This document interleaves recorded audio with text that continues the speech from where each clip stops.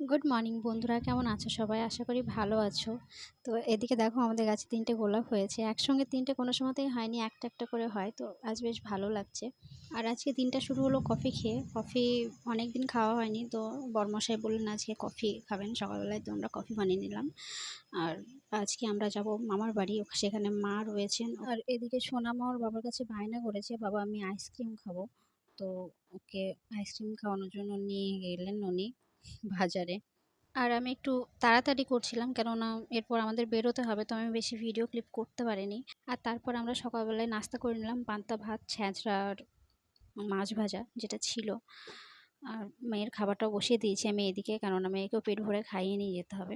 খাওয়া দাওয়া শেষ করে আমরা তাড়াতাড়ি করে বেরিয়ে পড়লাম ওই বাড়ি যাওয়ার জন্য। আর এদিকে সোনামা দেখো ওর বাবার কোলে ঘুমিয়ে যাচ্ছে। ছোট বাচ্চা তো গাড়িতে উঠলে ঘুমিয়ে যায়। তো আজকের মতো এ পর্যন্তই। Thank you for watching my video.